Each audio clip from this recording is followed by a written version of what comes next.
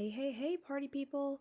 So today I'm going to be showing you how to use UCAS as an American student. I applied through UCAS to 5 colleges, or universities, my bad, last year, and I was accepted to a few of them and rejected from a few of them. So I think I used it decently correct because some of them accepted me. And I didn't really have anyone guiding me on how to properly use UCAS. It was kind of just like me and my guidance counselor trying to figure it out on our own because we didn't really know how to use this because we're not European and this is usually the European system for applying. So I just want to make this video to kind of show you guys, if you're an American or an international student applying to European schools or any schools, I guess, through UCAS, this is how I did it for the most part. They've seemed to have changed the UCAS system within the past few months because it looks slightly different, but it's the same general process. So I'm just going to take you through it. I made a new account on UCAS and I just filled out a bunch of fake information just to show you the layout so that you can put in your own information when you're doing this, and I hope you find this helpful. So first of all, you have to make an account. I already did that. You can figure that out. I don't need to show you how to do that. Once you are in the application part, the first step is to fill out your personal details. So your title, I'm a miss. I don't know what you are. Maybe you're a mister. First name, last name. I didn't fill out previous or preferred names. You can if you want. It's really not necessary. Date of birth, your gender, and then when you're done with every section, including this one, you click on the mark this section as complete and save this section. And then on the side, you'll see all the green ones mean you've completed the section, and the ones with the half blue circles mean you have not completed the section. Next, you're going to go to contact and residency details, put your contact number, obviously this is all made up, put your email. My address obviously is a non-UK address because I am American, so that's what I clicked. If you're from the UK, I don't know why you're watching my video, but you would click UK address, I guess. I don't really know what BFPO address is, but maybe you do. Maybe you do know what that is if you're using that, but I'm not. I'm a non-UK address. Put your address. Don't worry about these 4 lines. Just use the first line. If you really want to use the 4 lines, I guess you can go 1 Rainbow Lane, New York, zip code, whatever. I don't know, whatever suits your fancy. You should probably have a town here. I didn't include that because this is a made-up address. But yeah, you should probably put your town into 1 Rainbow Lane, Tinsdale. I don't know. There you go. Happy? Okay. Country, United States of America, or wherever you're from. If you're from a different country than the US, this might not be helpful. I really don't know because I'm from the US, so I'm just going based off my experience. Nominated access, if you want to allow someone else to look at your application, like your guidance counselor or your parent, the only way that they can have access to this besides just logging in with your email and password would be if you gave them access. You would press yes, you'd fill all this out. If not, just press no, and you can just be on the computer with them when they're looking over it. It's really not that big of a deal. Residency details, is your home address the same as your postal? Sure. If it's not, well, then say no. Please select your area of permanent residence, the US. Choose an option that most clearly applies to you. I'm not a UK citizen of any sorts. I'm just a US citizen. If you are any of the above, please select it. I'm not, so I pressed other. Mark this section as complete. You get the drill. Next is education. This is where I got very confused, and this is the main point of this video to explain everything, because pretty much everything else is explanatory. I'll go through it, but education is the real issue here, for me at least when I applied. So, when you're doing this, my section is slightly filled out. It's going to be really, really filled out when you do it. But you pretty much, at a place of education, type in your school name. It's probably not going to pop up if you're from America because this is a European system. It's not going to register your American school. But you're going to type in your school name. Then you're going to type in your school's code number, which they should give you. If you do not know what it is, it's probably on your school's website, or you can ask your guidance counselor. They can give this to you. I don't know what your school's number is. That's not my business. Then you're going to put your start date. For me, it would be 2017 because that's when I started high school, and I put 9 because it was in September, your end date, the day, the month and year you're graduating, your type of study, full-time, you're a full-time student, probably. I am. I would assume you are too. If you're not, you would probably know that. And if you have any qualifications, you're going to click yes. I already did this. I just made up a high school, St. John's High School. I did not go to St. John's High School. That's just made up. September 2017 to June 2021, full-time. And then I said that yes, I have qualifications. This is important. Remember this. Down here, when it says, what's your highest level of qualification, you say, I have no qualifications. You don't have any qualifications. I didn't have any qualifications. It's not the same as like testing in America. So you have no qualifications. Unless maybe you went to college beforehand, in which case, once again, I don't know why you're watching my video because this is how a senior in high school would apply. You have no qualifications. But up here, you're going to pretend you do have qualifications. So this is where it gets a little bit tricky. You're going to do add qualification, yada, yada, yada. Here, I already kind of did some of them. And when you do it, it's going to give you these options. Don't pay attention. You're not European. So this does not apply to you. You're going to go to search for qualifications. First off, you're going to need to put in all your classes that you've ever taken that are on your high school transcript. I don't know what classes you've taken. It's probably a lot because when I filled this out, it was a lot and it took a long time to fill it all out, but that's just how life works. So you're going to type in USA and then all these little options are going to come up. Isn't that cute? And you're going to go to High School Graduation Diploma USA. Actually, I'm just kidding. You're going to go to USA High School Graduation Diploma. I don't know if there's any difference between these two. I really could not tell you because I don't work for UCAS, but I did USA High School Graduation Diploma. And then it's going to take you here. And you're going to say your qualification date is whatever your graduation month is. So mine is 6/2021. I don't know what yours is. You can fill it out for whatever yours is. And then your grade, whatever your final high school grade is. If you don't know what it is, which you probably don't, just put what your most recent grade is. So whatever, 100. We're being generous here. And then it's going to give you these module unit options. If you're like me, you did not know what a module unit was clicking on this video. A module unit is pretty much just your classes.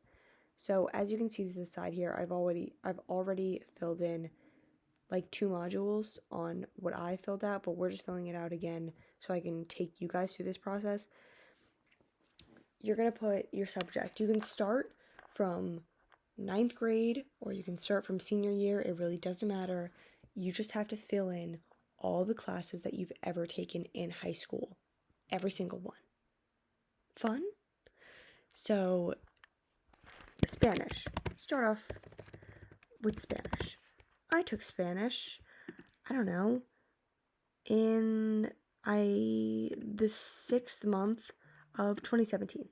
That's when I took Spanish, because I took it in 9th grade, let's say, and my 9th grade year ended in the 6th month of the year. So that's when I got my Spanish quote-unquote diploma. I didn't get a diploma, but you get what I'm saying. I finished the class then. And then you're going to put your grade. I got 100 in Spanish. I didn't, but you would put your actual grade. This is all just a demonstration. And then you'd say, add another module. I took English. If I could spell English, that would be good. I'm going to college, in the 6th month of 2017. And my grade was a 100. You get the point. Fill out all your grades from 9th grade, all your classes, 10th grade, 11th grade, 12th grade, until every single class you've ever taken is here. Then you're going to go save qualifications. Perfect. Now, obviously right now I have 2 of these because I did this beforehand and I just did it again to show you. And you can see here, it says APR, no grade, and my end date was June 2021 because there are going to be some classes that you don't know the grade for. Probably your senior classes. That would make sense because you're applying senior year and you haven't finished your classes yet. So you're just going to leave the grade blank. You're not going to put anything in. It's fine. They know that you're graduating and you don't know your grade yet. Then you also have to do SAT. So you're going to do the same thing again, where you go to the search. I'll just do it with you. Let me just delete this because I don't like having more things than I really need here, even though this is all fake anyway. Add qualification. Go to search, USA. All these things come up. SAT. Oh, look, it didn't come up. So maybe just stick with USA. USA SAT redesigned from 2016 is probably what you guys have taken because that's what I took. They changed it in 2016, whatever, so that's what you're going to click.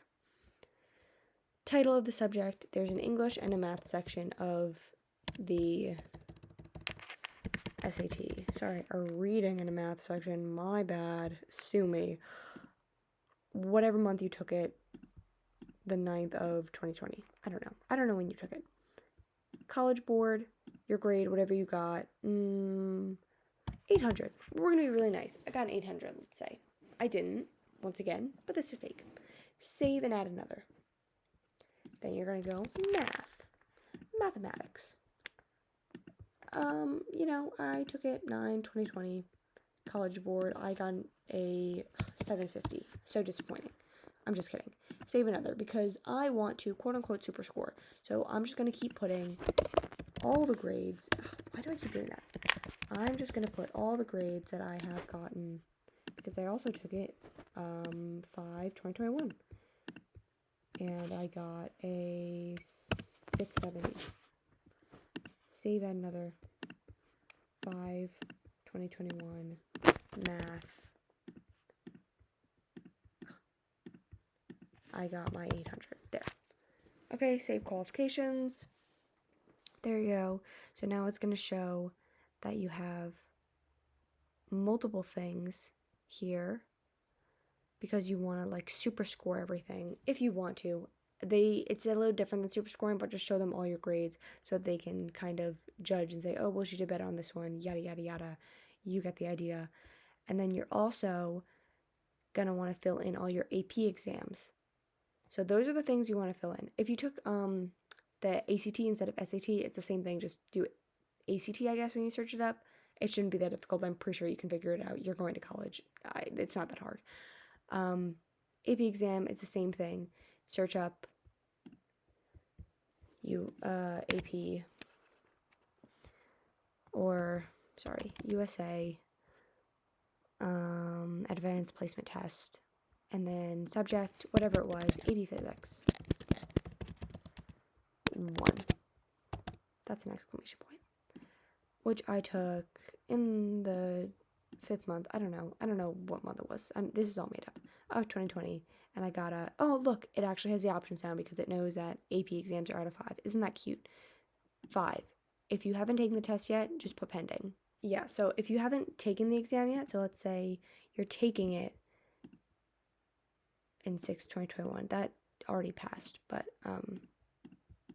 let's pretend that this is the future and 2022 is now available, and you would click that. And then you would click pending because you haven't gotten your score yet. Otherwise, just do your old scores. Save, add another, you get the gist, add all your AP exams. So once you've filled all of that out, you have your high school diploma there, your SAT, everything there, your advanced placement scores, all there, you're good. That's going to take a long time. That's really the main struggle and why I'm making this video, because I was very confused on what modules were and what I had to do.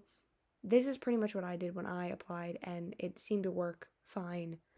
So I'm pretty sure this is fine. I did not put a unique learner number because I don't know what that is. We don't have that in America. Don't put anything. You don't have one. If you do have one for some reason, then you'll know and you'll put it. Otherwise, leave it blank. You don't have qualifications. Make sure you do not have qualifications. And then mark this section as complete, save section. Next, you go to employment. I don't know what you've done. If you have no job experience, don't put any jobs. If you do, maybe you worked at Jerry's Soup Kitchen and you were a waitress, and it's 18 Jerry Hill, Kitchentown, New York. You can fill this out on your own. You understand at employment. It's all that information. I don't have to walk you through this. Nationality details. What is your country of birth? America. If you've never been to the UK, literally just make something up. I just put a general time of I'll be in the UK around this time. Like if you're going to be going there for school in 2022, then make something up. Say, well, I'll be there September 15th, 2022. It really doesn't matter. Like when I tell you it doesn't matter, it doesn't matter. I don't think. Maybe I'm wrong, but I don't think so. Nationality, US citizen. Sorry, back to this. I just made it up when I did it and everything was fine. So you're fine. You just make it up. But don't put some weird like 2009 if you were not there in 2009 because I don't know what that would do. But just make something up. If you have dual nationality, put your dual nationality. I do not, but if you do, do that. Would you need a student visa? Probably. So put yes. There are certain exceptions for certain countries, but you will probably need one. It depends on the country, so just put yes to play it safe. Have you previously studied? I haven't, so I put no. If you have, you put yes. Do you currently have a passport? You should have a passport if you're planning to move to Europe, so put yes, put your passport number. This is literally all made up. I just made up these numbers. Fill it out according to your passport. Section complete. Save. Supporting information. Have you ever worked or lived in the EU? This is all personal to you. I haven't. My parents are not citizens there. I don't have a disability. No further information for me. If any of this applies to you, fill it out accordingly. English language. If your first language is English, just click yes. You don't need to take English tests. If English is not your first language and you do need to take English tests, then you would have to click no and fill all this out accordingly. But otherwise, yes, I don't know how to help you with this if it is not your first language because I didn't have to fill this out. I don't know what any of this means. This is more a personal thing for you. Whatever. Hold on. Sorry, guys, I forgot to mark this section complete. My bad. Finance and funding. I just put private finance because that's the only thing that made sense to me here. If there's something else that you're getting finance from, then you should probably put that. That would probably be smart. But I'm paying for my own college, so I put private finance. I think that was the right thing to do. Personal statement. I'm not putting my whole personal statement here because you guys don't really need to see that right now. I just am showing you examples. But you would write your whole personal statement. I'll probably make another video on personal statements for Americans another time. But for right now, when you have it, you'll put it in here. And then your reference is kind of like a high school recommendation letter is pretty much what it is. So I just made something up. John Smith, my Spanish teacher from St. John's High School. A lot of Johns. 17 Cherry Lane in Creamtown, Virginia. I don't know. When I filled this out with my actual teacher, I let him know ahead of time, obviously, like, oh, I'm putting in this UCAS thing. I asked him for his address. He gave me his address. I filled it in. I asked for his phone number, his email, all that stuff. He gave it to me. And then you should have all this filled out ahead of time before you send a reference. I'm pretty sure, if I'm remembering correctly, you need to have the entire thing filled out before it will even allow you to request your reference, which you will do when it is time. But I can't do that because all this information is fake. So yeah.